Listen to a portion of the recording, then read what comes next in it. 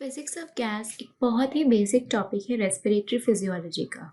इस वीडियो में हम जानेंगे कि सॉल्युबिलिटी कोफिशिएंट क्या होता है और कौन से फैक्टर्स होते हैं जो गैस की सॉल्युबिलिटी को अफेक्ट करते हैं।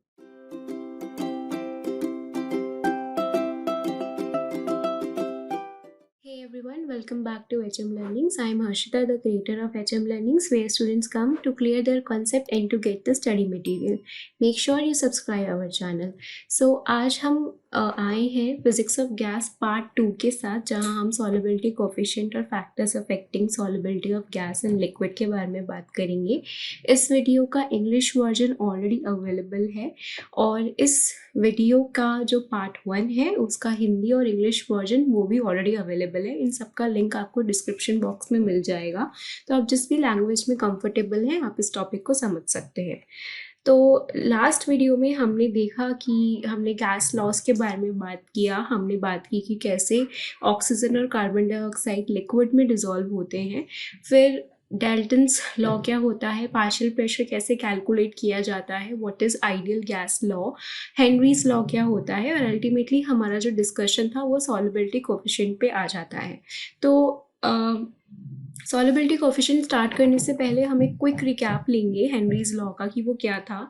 तो यहाँ पे हेनरीज लॉ को इस तरीके से डिफाइन किया गया है, the concentration of gas dissolved in liquid phase is proportional to its partial pressure in the gas phase. तो इसको समझ लेते हैं पहले। तो आपने एक बीकर लिया है और उस बीकर में सपोज एक लिक्विड है, उस लिक्विड को आप प्लाज्मा भी मान सकते हैं, आर्टीरियल प्लाज्मा। अब इस लिक्विड को आपने एक एटमॉस्फेयर से एक्सपोज किया है, एक जगह से एक्सपोज किया है जहाँ पे एयर है, और उस एयर में ऑक्सीजन भी है जिसका पार्शियल प्रेशर 100 mmHg है। हेनरीज लॉ हमें ये बताता है कि जब ये लिक्विड इस एटमॉस्फेयर से इक्विलिब्रेट हो जाएगी तो कितना ऑक्सीजन इस पानी में, इस वाटर में डिसॉल्व होगा, कितना ml of oxygen per unit ml of this arterial plasma में डिसॉल्व होगा, ये हेनरीज लॉ से एक्सप्लेन होता है। तो इसलिए VO2 दैट इज कि डिसॉल्व कितनी वॉल्यूम ऑफ, कितना ml ऑफ ऑक्सीजन डिसॉल्व हुआ है per unit ml of plasma, वो डायरेक्टली प्रोपोर्शनल होगा उस एटमॉस्फेयर के पार्शियल प्रेशर से जिससे आपने लिक्विड को इक्विलिब्रेट किया है। तो यहाँ पे ये डायरेक्टली प्रोपोर्शनल होगा 100 mmHg से। तो इस तरीके से हेनरीज लॉ को समझा जा सकता है। नाउ हेनरीज लॉ में ये जो प्रोपोर्शनलिटी का साइन है ये एक सॉल्युबिलिटी कोफिशिएंट के से रिप्लेस किया जाता है। नाउ ये सॉल्युबिलिटी कोफिशिएंट को आप S भी लिख सकते हैं और K भी लिख सकते हैं, और इसके आगे आप जो भी गैस के बारे में बात कर रहे हैं उसका नाम लिख सकते हैं। सॉल्युबिलिटी कोफिशिएंट अलग अलग गैसेस का अलग होता है। तो अब सॉल्युबिलिटी कोफिशिएंट क्या होता है, तो अगर हम इस फॉर्मूले को देखें जहाँ पे हम VO2 यानी कि कितना oxygen per unit ml of arterial plasma में डिसॉल्व है, वो प्रोडक्ट है सॉल्युबिलिटी कोफिशिएंट ऑफ ऑक्सीजन का into partial pressure of oxygen उस एटमॉस्फेयर का जिससे उस लिक्विड को इक्विलिब्रेट किया गया है। तो यहाँ से अगर हम सॉल्युबिलिटी कोफिशिएंट का फॉर्मूला निकालें तो वो आएगा आपका VO2 डिवाइडेड बाई PO2। तो अगर हम इसे और एक्सपेंड करके लिखें तो हम इस तरीके से लिख सकते हैं, वॉल्यूम ऑफ ऑक्सीजन ml में जो होगी इन 100 ml ऑफ द प्लाज्मा, कितनी वॉल्यूम, कितना ऑक्सीजन जो है 100 ml ऑफ प्लाज्मा में डिसॉल्व है पर mmHg ऑफ PO2, यानी कि 100 अगर हम यहाँ पे मान के चल रहे हैं कि हम 100 mmHg ले रहे हैं प्रेशर, तो 100 mmHg में यानी कि पर यूनिट mmHg में कितनी ऑक्सीजन जो है वो डिसॉल्व है। तो इस तरीके से आपका जो सॉल्युबिलिटी कोफिशिएंट आ जाएगा वो आ जाएगा कि व्हाट इज़ दी कितना ml of oxygen 100 ml of plasma में डिसॉल्व है per unit mmHg of PO2। ठीक है, तो इसे समझने के लिए अगर हम देखें तो सॉल्युबिलिटी कोफिशिएंट की जो वैल्यू होती है वो आपकी होती है 0 पॉइंट ऑफ ऑक्सीजन 0.003 ml पर 100 ml ऑफ प्लाज्मा, यानी कि 100 ml ऑफ प्लाज्मा में अगर हम 100 ml ऑफ प्लाज्मा ले रहे हैं तो उसमें इतना ऑक्सीजन डिसॉल्व होगा एट 1 mmHg ऑफ PO2। यानी कि अगर आप एक बीकर ले रहे हैं उस बीकर में आपने 100 ml प्लाज्मा लिया है और उस बीकर को आपने ऐसे एटमॉस्फेयर से इक्विलिब्रेट किया है जहाँ पे PO2 1 mmHg है। तो इसमें जो ऑक्सीजन डिजॉल्व होगी वो किसके इक्वल होगी, वो होगी 0.003 ml और वो आपकी सॉल्युबिलिटी कोफिशिएंट ऑफ ऑक्सीजन के इक्वल होगी। इसका मतलब ये है कि अगर आप इसको 2 mmHg कर दें, सपोज अब आपने इसका जो कंटेंट है PO2 यहाँ पे अब आपने 2 mmHg कर दिया है, तो यहाँ पे जो ऑक्सीजन डिजॉल्व होगी वो कितनी हो जाएगी, यहाँ पे जो ऑक्सीजन डिजॉल्व होगी वो 0.003 plus 0.003 is equal to 0.006 ml जो है ऑक्सीजन अब आपकी 100 ml ऑफ प्लाज्मा में डिजॉल्व होगी एट 2 mmHg। मतलब कि जैसे जैसे आप PO2 को पर mmHg से बढ़ाएंगे, जैसे ही 1 mmHg का फर्क आएगा PO2 में, वैसे ही जो ऑक्सीजन डिजॉल्व है 100 ml ऑफ आर्टीरियल प्लाज्मा में वो 0.003 ml से बढ़ जाएगी। तो अभी हम इसको एक तरीके से जो बॉडी में सिनेरियो होता है उससे समझते हैं। तो अगर बॉडी में अगर आपको निकालना है कि आर्टीरियल प्लाज्मा यानी कि कितनी ऑक्सीजन जो है वो 100 ml ऑफ आर्टीरियल प्लाज्मा में डिसॉल्व है, तो उसके लिए हम सॉल्युबिलिटी कोफिशिएंट को 0.003 इंटू 100 mmHg से करते हैं। तो यहाँ से 0.3 ml जो है ऑक्सीजन डिसॉल्व आ गई आपकी 100 ml ऑफ ब्लड में एट 100 mmHg ऑफ PO2। ठीक है, तो ये आपने जो एक बीकर लिया था, इस बीकर में आपने 100 ml आर्टीरियल ब्लड लिया और इसे आपने PO2 से एक्सपोज किया जो कि 100 mmHg थी, और फाइनली आपको जो VO2 मिला वो कितना मिला, 0.3 ml जो है ऑक्सीजन यहाँ पे डिजॉल्व थी। अब आपने जो है दूसरा बीकर लिया है, उस बीकर में भी 100 ml ऑफ आर्टीरियल प्लाज्मा ही है, पर यहाँ पे PO2 100 mmHg ना होके 101 mmHg है। तो यहाँ पे VO2 कितना होगा, तो उसके लिए फॉर्मूले में आप लगा दीजिए VO2 इज इक्वल टू, आपको ऑलरेडी आपके पास सॉल्युबिलिटी कोफिशिएंट है 0.003 इंटू 101, तो इससे आपका जो आएगा वो कितना आएगा 0.303।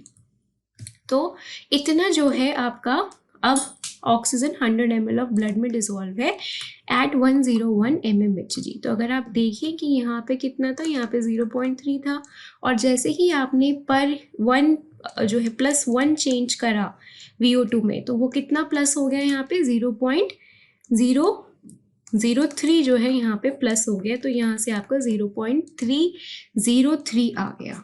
ठीक है, तो ये एक तरीका है समझने का कि SO2 क्या है। SO2 ये है कि कितना ml oxygen 100 ml of arterial plasma में डिसॉल्व होगा एट 1 mmHg, तो वो कितना है आपका 0.003 है। तो अगर आपके पास पार्शियल प्रेशर 0.03 इंटू 100 है तो वो 0.3 हो गया। अगर आपके पास पार्शियल प्रेशर 200 है तो वो 0.6 हो जाएगा। तो इस तरीके से आप सॉल्युबिलिटी कोफिशिएंट की वैल्यू से, सॉल्युबिलिटी कोफिशिएंट की वैल्यू आपको क्या बताती है कि कितना जो है ऑक्सीजन डिसॉल्व होगा 100 ml ऑफ ब्लड में 1 mmHg ऑफ PO2 पे। तो ये आपकी सॉल्युबिलिटी कोफिशिएंट का कॉन्सेप्ट है। ये ऑलरेडी मैंने आपको एक्सप्लेन कर दिया कि हेनरीज लॉ क्या होता है। सॉल्युबिलिटी ऑफ कोफिशिएंट क्या है, volume of gas dissolved in 1 in per unit volume of liquid per unit pressure of gas in gaseous face at constant temperature and pressure. तो दो दूसरे वेरिएबल्स होते हैं जो कि आपकी गैस की सॉल्युबिलिटी को अफेक्ट कर सकते हैं, उनको कांस्टेंट रखते हैं, और उस कांस्टेंट एनवायरनमेंट में कितना ऑक्सीजन जो है डिसॉल्व होगा 1 mmHg या पार्शियल प्रेशर में, उसे हम SO2 कहते हैं, उसे हम सॉल्युबिलिटी कोफिशिएंट कहते हैं।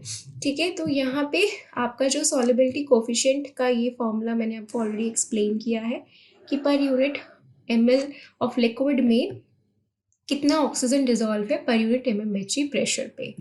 तो यहाँ पे अब दूसरी कॉन्सेप्ट आती है कि सॉल्युबिलिटी कोफिशिएंट कैसे डिसाइड होता है। तो सॉल्युबिलिटी कोफिशिएंट डिफरेंट गैसेस का डिफरेंट होता है।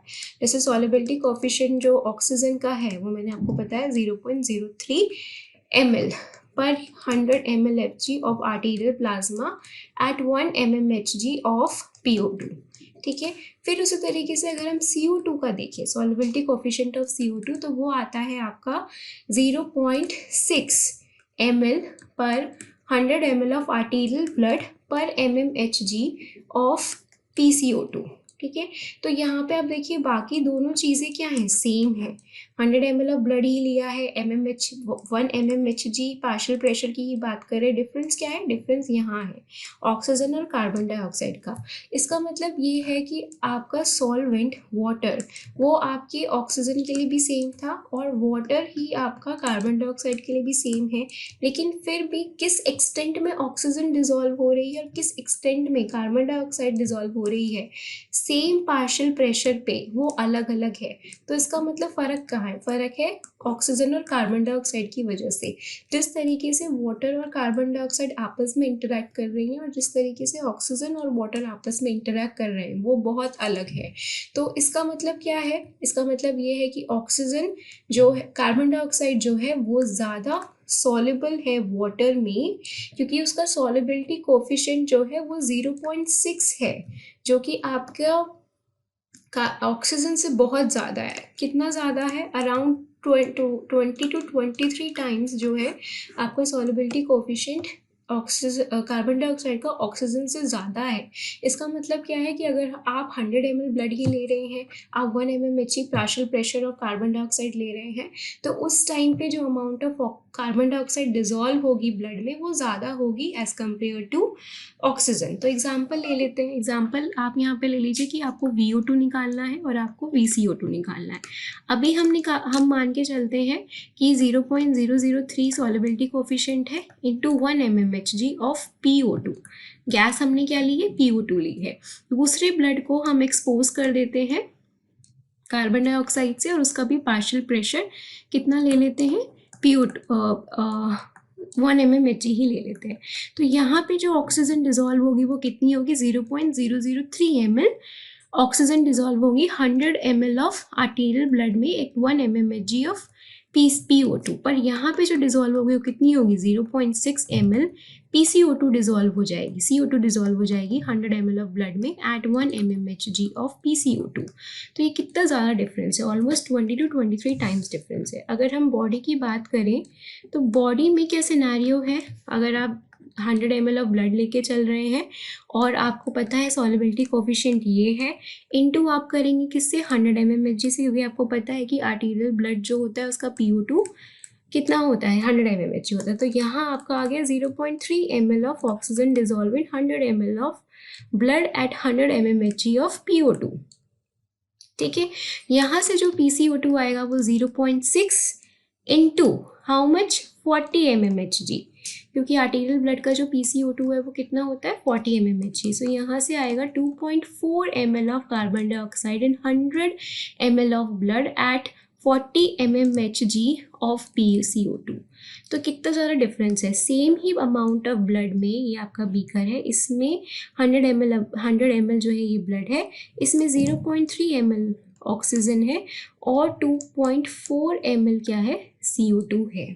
यानी कि कम पार्शियल प्रेशर होते हुए भी CO2 जो डिजॉल्व है वो कितना ज़्यादा है। तो ये तो हेनरीज लॉ से अलग बात हो गई। हमने हेनरीज लॉ में ये बात किया था कि अगर सॉल्युबिलिटी, अगर आपका पार्शियल प्रेशर ज़्यादा है तो वॉल्यूम भी ज़्यादा होगा, जो डिजॉल्व वॉल्यूम होगी वो भी ज़्यादा होगी। तो ये तो वॉल्यूशन हो गया, नहीं ये वॉल्यूशन नहीं है, क्योंकि जो आपका हेनरीज लॉ है वो एक पर्टिकुलर गैस के बारे में बात कर रहा है। जब हेनरीज लॉ आपको इस तरीके की इक्वेशन देता है तो इसका मतलब ये होता है कि वो एक ही गैस के बारे में बात कर रहा है। तो अगर वो बात कर रहा है कि अगर आप PO2 बढ़ाएंगे तो VO2 भी बढ़ेगा, बट वो VO2 और CO2 को कंपेयर नहीं कर रहा है। अगर आप PCO2 बढ़ाएंगे तो भी उस केस में VCO2 बढ़ेगा। ठीक है, वो कितना बढ़ेगा वो दूसरे गैसेस में अलग अलग होता है, क्योंकि सारी गैसेस का जो सॉल्युबिलिटी कोफिशिएंट है वो अलग अलग है। और सॉल्युबिलिटी कोफिशिएंट, इससे हमें ये पता चलता है कि सॉल्युबिलिटी कोफिशिएंट किस पे डिपेंड करता है, कि आपका गैस क्या है, आपका सोल्यूट क्या है और आपका सॉल्वेंट क्या है। जैसे कि हमने पिछली वीडियो में भी देखा कि जो सॉल्युबिलिटी होती है पोलर की पोलर में ज़्यादा होती है, नॉन पोलर की नॉन पोलर में ज़्यादा होती है। तो कुछ मॉलिक्यूल्स की सॉल्युबिलिटी उनकी स्ट्रक्चर की वजह से एक पर्टिकुलर सॉल्वेंट में ज़्यादा होती है। तो CO2 एक ऐसा सॉल्यूट है जिसकी सॉल्युबिलिटी वाटर में ज़्यादा होती है, वो ज़्यादा वाटर मॉलिक्यूल्स को अट्रैक्ट करता है, जिसकी वजह से कम वाटर में भी ज़्यादा CO2 जो है रह पाता है। लेकिन O2 के साथ ऐसा नहीं होता है, O2 ज़्यादा नहीं रह पाता है, O2 इतना ज़्यादा इंटरेक्ट नहीं कर पाता है वाटर मॉलिक्यूल्स के साथ, इसलिए ही सेम अमाउंट ऑफ वाटर में जो O2 के मॉलिक्यूल्स हैं वो कम होते हैं। पर क्योंकि वो मॉलिक्यूल्स इतने ज़्यादा बंधे भी नहीं है, इतना ज़्यादा इंटरेक्ट नहीं कर रहे हैं, तो कम होने के बावजूद भी वो जो पार्शियल प्रेशर जो वो आर्टरीज पे लगाते हैं वो 100 mmHg ही लगाते हैं। लेकिन जो CO2 है वो कम होने के बावजूद कम है, ज़्यादा होने के बावजूद भी, क्योंकि वो वाटर मॉलिक्यूल के साथ इस तरीके से इंटरैक्ट है, इतना बंधा हुआ है कि वो आर्टिकुलर जो वॉल है, जो वहाँ जो पार्शियल प्रेशर है वो 40 mmHg एक्सर्ट कर रहा है। तो जब हम ये कहते हैं कि कंसंट्रेशन बढ़ता है तो पार्शियल प्रेशर भी बढ़ता है, वो सिनेरियो आपका एयर में ट्रू है, बट वो सिनेरियो प्लाज्मा में अलग है, क्योंकि यहाँ पे 100 mmHg O2 का होते हुए भी आप देख रहे हैं कि जो वॉल्यूम ऑफ O2 है जो डिज़ोल्व है वो कम है, लेकिन 40 mmHg पे भी जो वॉल्यूम ऑफ CO2 है वो ज़्यादा है। तो इसका मतलब क्या है कि ज़्यादा वॉल्यूम होने पे भी, ज़्यादा कंसंट्रेशन होने पे भी CO2 ज़्यादा पार्शियल प्रेशर एक्सर्ट नहीं कर रहा है, क्योंकि उसका जो इंटरेक्शन है वाटर मॉलिक्यूल से वो इस तरीके का है कि वो इतना बंधा हुआ है कि वो ज़्यादा पार्शियल प्रेशर एक्सर्ट कर ही नहीं पा रहा है। तो ये हमारा सॉल्युबिलिटी कोएफिशिएंट से रिलेटेड कॉन्सेप्ट है। ये बहुत ही इंपॉर्टेंट कॉन्सेप्ट है, ये आपको आगे बहुत हेल्प करेगा। ठीक है, so solubility coefficient nature of solute solvent पे डिपेंड करता है। कार्बन डाइऑक्साइड मॉलिक्यूल्स जो है वाटर मॉलिक्यूल से ज़्यादा बंधे हुए होते हैं, इसलिए ज़्यादा मॉलिक्यूल्स डिजोल्व हो जाते हैं और पार्शियल प्रेशर इतना ज़्यादा नहीं बढ़ता है। तो अगर आप यहाँ पे देखेंगे तो ऑक्सीजन का जो सॉल्युबिलिटी कोएफिशिएंट है वो मोस्ट ऑफ द बुक्स में 0.003 दिया हुआ है। यहाँ से आपका जो अमाउंट ऑफ ऑक्सीजन डिजोल्व होता है वो 0.3 ml आता है। जो कार्बन डाइऑक्साइड है वो 2.4 ml जो है आता है। तो ये डिफरेंस क्यों आ रहा है? ये डिफरेंस आपका पार्शियल प्रेशर की वजह से इतना नहीं है। पार्शियल प्रेशर यहाँ पे 100 है, यहाँ पे 40 है। जो डिफरेंस है वो है आपका सॉल्युबिलिटी कोएफिशिएंट की वजह से, जो कि आपका नेचर ऑफ इंटरेक्शन पे डिपेंड कर रहा है। इसी तरीके से बाकी सारे गैस मॉलिक्यूल्स का भी अलग अलग है। सो जो सॉल्युबिलिटी कोएफिशिएंट है उसके अलग होने की वजह से आपका CO2 जो है वो ज़्यादा सॉल्युबल है एज कम्पेयर टू O2। ठीक है, सो इसके अलावा जो फैक्टर्स हैं ये तो हमने ऑलरेडी कवर कर लिया। इसके अलावा जो फैक्टर्स है हेनरीज लॉ, जो मैंने अभी आपको बताया कि वो एक गैस के बारे में बात कर रहा है कि अगर आप PO2 बढ़ाएंगे तो VO2 बढ़ेगा, अगर आप CO2 बढ़ाएंगे तो TO2 बढ़ेगा। दूसरे चीज़ें जो हैं, जैसे जो गैस है वो कांस्टेंट रहनी चाहिए, टेम्परेचर जो है कांस्टेंट रहना चाहिए। टेम्परेचर के बारे में बात करें तो जैसे जैसे टेम्परेचर बढ़ाएंगे वैसे वैसे सॉल्युबिलिटी कम होगी, इसे हम ली चार्टर्स प्रिंसिपल कहते हैं।